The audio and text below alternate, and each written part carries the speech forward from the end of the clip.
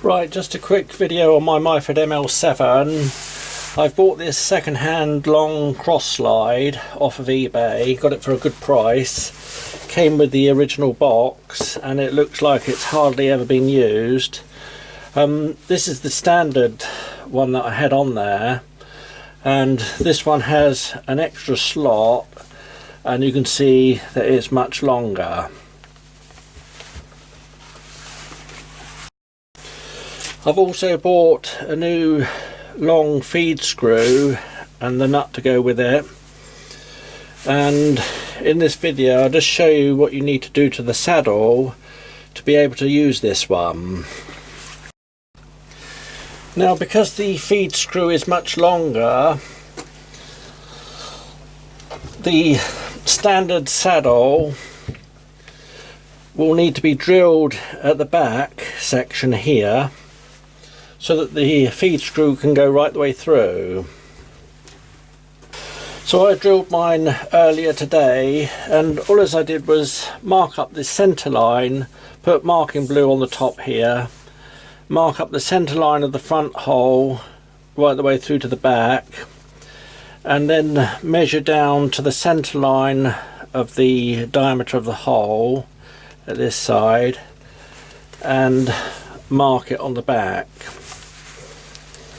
You must take out all the screws on the front here, and then you can stand it on the bench drill, centre punch, centre drill, a pilot drill, and then the large diameter drill.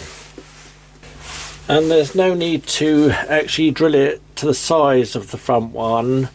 I drilled it with a 1332 drill. The front one is much larger, but there's no need for that on the back. And then I just put a nice chamfer sort of radius around there, and on the inside I used my Dremel with one of those types of cutter things, and just deburred and put a bit of a radius around the inside. And then just before I put it all back together again, I put the nut in the front there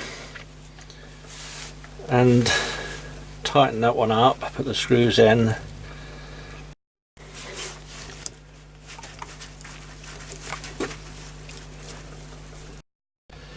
And then check the feed screw goes right the way through without catching. And rather than wind it all the way in by hand, you can save time by just putting a battery drill on the end of the feed screw there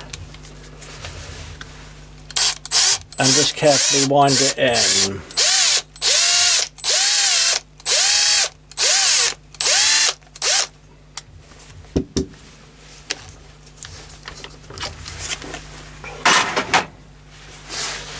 And then you can see the feed screw goes nicely through and it's not rubbing or catching on the hole anywhere.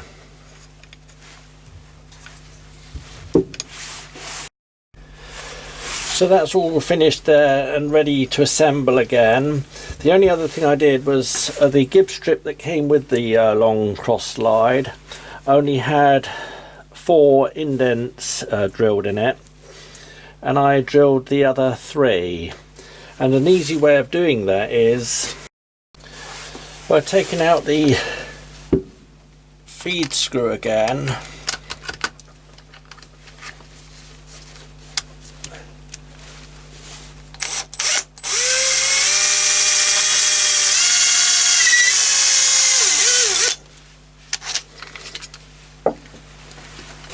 and then assembling the slide with the gib strip located on any holes that have been pre-drilled.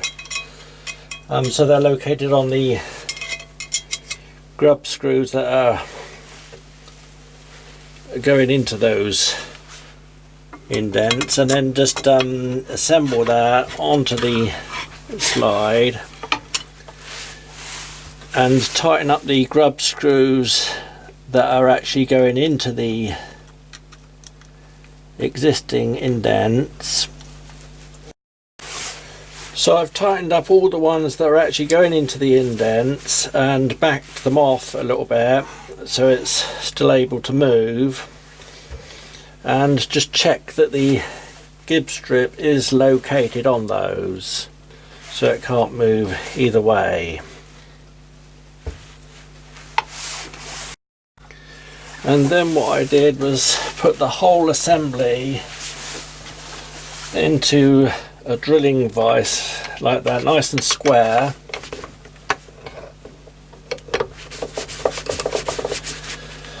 And I positioned each hole individually in between the saddle in the middle here, tightened up the other grub screws, and using the core diameter for the thread that's in there, I drilled down very carefully into the gib strip to the depth of the existing holes. And when I'm doing heavy work like that on the bench drill or using large diameter drills, I use a 2-ton scissor jack, goes under the table on the bench drill. Some people use a bottle jack, but I found that there's a tendency to over pump them and push the table up at an angle slightly. With a scissor jack you have much more feel, particularly if you don't use a hand or just use that one by hand like that. You can wind it up under the bench drill table and get nice feel when it's just about right, and that prevents the table from bending down. And you can get these 2-ton scissor jacks on eBay from a British seller for £6.50, and that's post free. So that's all finished and ready to assemble on the lathe. I'll just show you the indents. They've come out just right. I haven't done indents for these 3 here. I presume these are for locking the actual slide, and I'm going to just leave them like that to save weakening the actual gib strip. So that's the lathe all back together again, everything running nice and smooth. I use molybdenum disulfide paste on the gib strip and on the slides, and that's well worth having, and also I put it on the lead screw. So if you have a chance of getting one of these long cross slides, they're well worth having. And it's a nice easy upgrade to do.